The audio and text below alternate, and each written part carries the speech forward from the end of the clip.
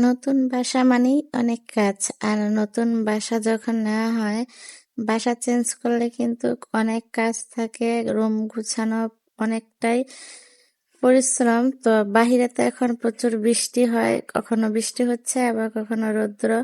তো এই অবস্থায় আমি বাসা চেঞ্জ করেছি, আর বাসাটা কেমন নিয়েছি, কি কতটুকু গোছানো হয়েছে সেটাই তোমাদের সাথে শেয়ার করব। আসসালামু আলাইকুম এভরিওয়ান, আমি শানু কুকিং ব্লগ থেকে শানু তোমাদের সাথে যুক্ত হয়েছি আমার নতুন বাসাটা তোমাদের সাথে শেয়ার করার জন্য। আমি তো ঢাকা থাকতাম, তো এখন ঢাকায় প্রচুর গরম, সেজন্য একটু গ্রামের ভিতরে বাসা নিয়েছি।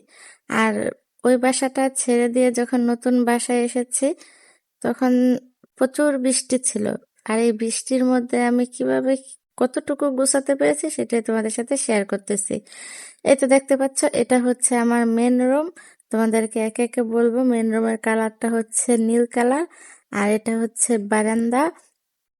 এই বারান্দাটা হচ্ছে আমার সবচেয়ে ফেভারিট জায়গা। এখানে বাথরুম, গোসলখানা, কিচেন সবকিছুই কিন্তু অ্যাডজাস্ট করা।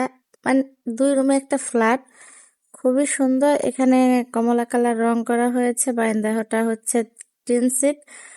আর বাথরুম গোসলখানায় কিন্তু ছাদ দেওয়া আছে। তো দেখো, এটা হচ্ছে কিচেন। বাহিরে ঝিরি ঝিরি বৃষ্টি হচ্ছিল, তখন আমি কিচেনের সব জানালা বন্ধ করে রেখেছিলাম।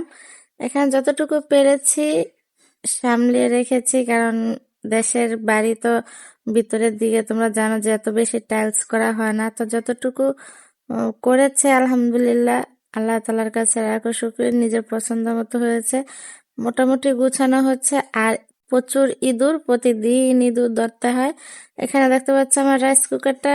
আমি রাইস কুকার রান্না করি, ডিব্বার গ্যাস।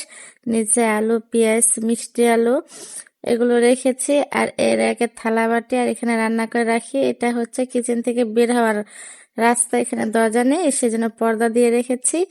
আর এটা হচ্ছে মেন রুম থেকে বের হওয়ার যে মেন দরজাটা, সেটা। তো বাহিরের যে দৃশ্যটা সেটা তোমাদের সাথে শেয়ার করতেছি। এই তো দেখো, এটা হচ্ছে বাহিরের দৃশ্য।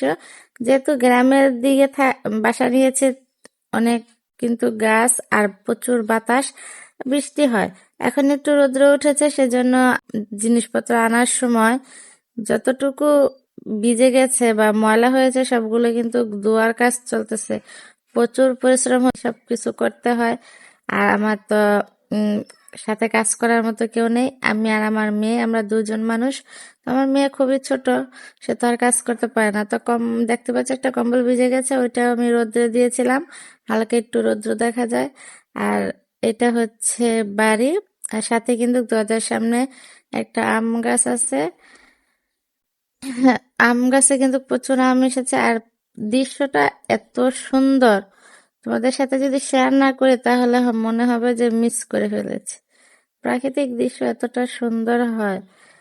দেখো, বাহিরের দৃশ্যটা খুব সুন্দর। এখানে শাক, স- সবজি যা খুশি চাষ করলে প্রচুর উৎপাদন হয়। তো এটা ছিল বাহিরের দৃশ্য। এখন তোমাদেরকে আমি আমার ঘরের কিছু অগোছানো দৃশ্য দেখাবো। কোন জায়গাতে এখনো কি কি করতে হবে। আমি যখন দরজা খুলি, আমার মেয়ে তো সেই খুশি। আমার বালিশগুলা সব ভিজে, বৃষ্টিতে আনার সময় ভিজে একদম অবস্থা খারাপ হয়ে গেছে। এগুলা আর ইউজ করার মতো না, ফেলে দিতে হবে। তো এটা হচ্ছে রুমে টাইলস, যে টাইলসটা রুমে করেছে। প্রচুর ঠান্ডা, আর টাইলসটা ছিল সাদা। আর এটা হচ্ছে খাবারের টেবিল। এখানে খাবার সময় কিন্তু বাহির থেকে প্রচুর বাতাস আসে জানালা দিয়ে, আর দৃশ্যটাও খুবই সুন্দর। এই তো দেখো, অনেক বড় একটা রুম, মাঝখানে জায়গা রেখেছে, এখানে ক্যাবিনেট বসবে। কবে ক্যাবিনেট আসবে তারপরে বসাবো। আর এটা হচ্ছে খাট, যে সাইডে রেখেছি পিছনের সাইডে। ওই দৃশ্যটাই, জানালাটা বেশি খোলা হয় না, যেহেতু পিছনে পুকুর, প্রচুর মশা আসে, সেজন্য এটা সব বেশিরভাগ সময় বন্ধ রাখি। কিন্তু এই জানালাটা দিয়ে পুকুর, পুকুরের মাছ, তারপরে অনেকগুলা কলা গাছ এগুলা দেখা যায়। আর এটা হচ্ছে আমার খাট, বালিশের কভার এগুলা ভিজিয়ে রেখেছি ধুবো, সেজন্য লাগানো হয়নি। আর এটা ড্রেসিং টেবিল, ফ্রিজ এগুলো তো সবকিছু জানো। এখনো পুরো রুম কিন্তু গুছানো হয়নি, যতটুকু পারতেছি একা চেষ্টা করতেছি যে কিভাবে গুছালে সুন্দর হবে। এখানে আরো একটা ওয়ার্ড্রোব রেখেছি, কারণ একটা ওয়ার্ড্রোব, যেহেতু এগুলো আরএফএল এর ওয়ার্ড্রোব, সেজন্য দুইটা ওয়ার্ড্রোব রেখেছি। একটাতে শীতের যে কাপড় চোপড় ছিল, কম্বল ছিল, ওগুলো রাখছি, আর এটার মধ্যে সবসময় ইউজ করা কাপড় চোপড়। আর সবচেয়ে মূল্যবান জায়গা হচ্ছে আমার এটা, দেখতে পাচ্ছ এখানে আমি আমার যে ব্লুটুথ আছে ওইটা রাখছি। আমার কিন্তু কাজের ফাঁকে ফাঁকে একটু গান শোনা অনেকটা ইচ্ছা, মানে শখ বলতে পারো। আমি একটু গান শুনি। আর এখানে মেয়ের ওষুধগুলো রাখছি। এখান থেকে লাইন কিন্তু মোবাইল চার্জের জন্য নিচে টেবিলে গিয়েছে। তো এই তো হচ্ছে পুরো মেন ঘর, এখনো গুছানো হয়নি। থাকার মতো যতটুকু প্রয়োজন ততটুকু গুছিয়েছি। আর আমার মেয়ে তো এই যে মোবাইল দেখতেছে। আর আর কি, পুরো রুম যখন একদম কমপ্লিট হয়ে যাবে তখন তোমাদের সাথে আবার পুরো রুমের একটা ভিডিও শেয়ার করব। তো রুমটা কেমন হয়েছে, রুমের রং কালার অবশ্যই তোমরা কমেন্ট করে জানাবা। ধন্যবাদ তোমাদের সবাইকে।